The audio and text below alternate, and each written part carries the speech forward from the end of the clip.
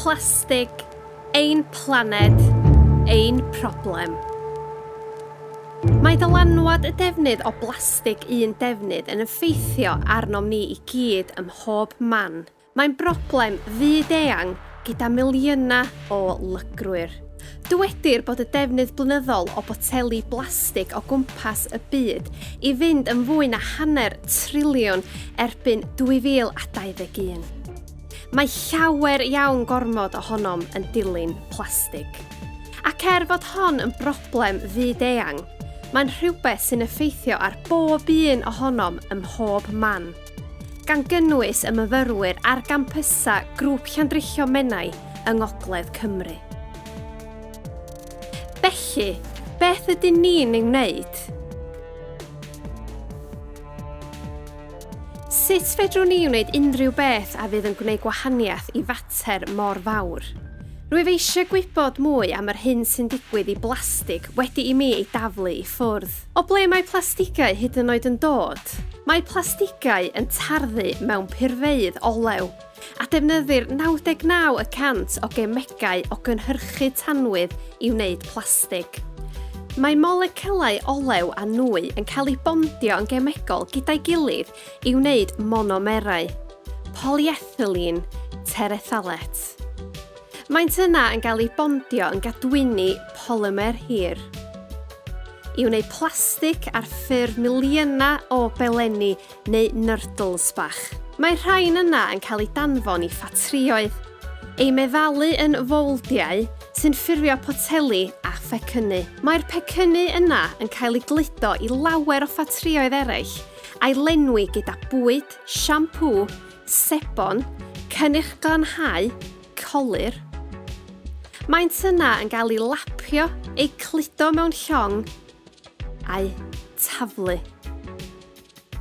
Rhannwch hyn gydag eraill. Mae'r botel yn cael ei chludo i'r safle tirlenwi. Mae'r domen anferthol hon yn ehangu bob dydd, gyda'r holl bethau ar rown i'r gwastraff cyffredinol. Wrth I blastiga eistedd yno yn cael ei cywasgu rhwng heina o ysbwriel, mae dŵr glaw yn golchi drosto ac yn amsugno'r cyfansoddion toddadwy mewn dŵr y mae'n ei gynnwys, ac mae rai o'r rhain yn wenwynig iawn. Gyda'i gilydd, maent yn gwneud potes niweidiol o'r enw trwytholch all symud I ddŵr daear, pridd ac afonydd gyda wenwyno ecosystema a niweidio bywyd gwyllt. Gall y cemega hyn hefyd gael eu hamsugno gan y corff, ac mae microblastigau yn ein cadwyn fwyd. Mae'r berson cyfartalog yn bwyta mwy na 70,000 o microblastiga pob blwyddyn. Mae'r cemega sy'n trwytholchi allan o blastig ac I mewn i'n cyrff yn achosi amrywiaeth o broblemau iechyd, gan gynnwys canser, ataliad o'r system immunedd, problemau gydag atgynhyrchu a problemau gyda datblygu yn ystod plentyndod ac addasiadau hormonaidd I enwi ond ychydig. Gall gymryd 1,000 o flynyddoedd maith I boteli I bydru. Rydym yn cynhyrchu tua 335 miliwn tynnell o blastig pob blwyddyn sydd o gwmpas yr un pwysa a'r holl fodau dynol gyda'i gilydd. Yn lle arall mae'n plastigau yn gorffen? Wel, rydym yn taflu 8 miliwn tynnell o blastig i'r môr pob blwyddyn. Can fywyd tua 5,000 o eitema o lygredd plastig morol fesul milltir o draeth yn y Deyrnas Unedig. Gellir dod o hyd I lygredd plastig nawr ar bob traeth yn y byd. Wedi misoedd yn y môr, yn y pen draw, mae'r holl blastigau sy'n arnofio yn casglu gyda'i gilydd mewn trobwyll. Yno, mae'r moroedd yn trapio miliynau o ddarna o blastig a daflwyd I ffwrdd. Mae'r ardaloedd hyn yn troi'r dŵr yn gawl plastig cymylog. Mae rhwng 5 medr a 13 medr tynnell o blastig yn gollwng I foroedd y byd pob blwyddyn. Mae'r plastig hwn yn cael ei fwyta gan adar môr, pysgod ac organebau eraill. Mae hyn yn gwneud iddynt deimlo'n llawn pan nad ydynt mewn gwirionedd, felly maent yn llwgu I farwolaeth. Mae 100,000 o famaliad morol a chrwbanod môr a 1,000,000 o adar môr yn cael eu lladd gan lygredd plastig môr yn flynyddol. Yna, mae'r plastig hwn yn cael ei basio I fyny'r gadwyn fwyd. Enghraifft, bydd berdysyn yn bwydo oddi ar y plastig. Bydd y cod yn bwyta'r berdysyn gyda plastig. Ac yna mae'r cod yn cael ei fwyta gennym ni.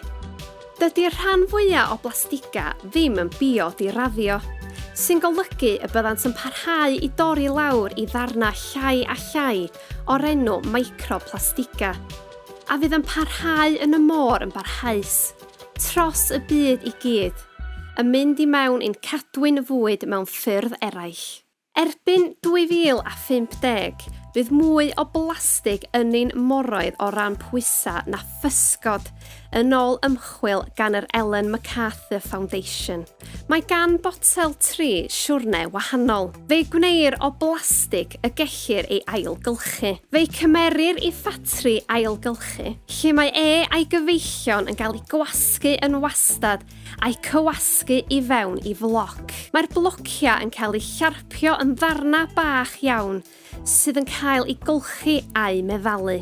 Ac felly maent yn dod yn deunyddiau creu y gellir ei defnyddio dro ar ôl tro. Drwy wneud y penderfyniad syml o brynu yn ailgylchadwy, gall'r eitem hon nawr gael ei throi yn llawer o bethau eraill.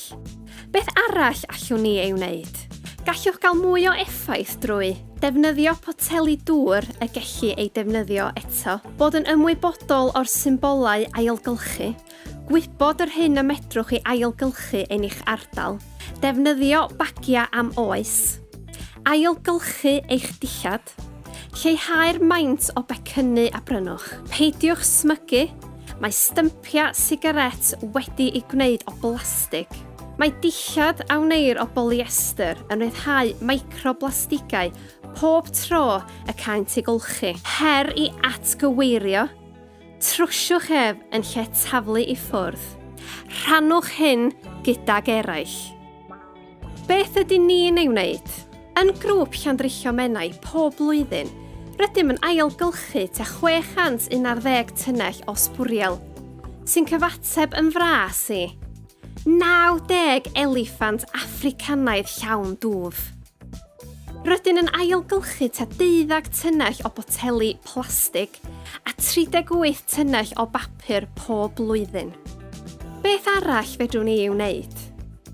Gyda eich help, mae grŵp llandrillo mennau wedi bod yn ceisio lleihau ein defnydd o blastig, yn enwedig yn y ffreitura a newid yr hambyrddau polystyrene I gardfwrdd. Rydym hefyd yn edrych ar ddewis da arall I gytlyru plastig.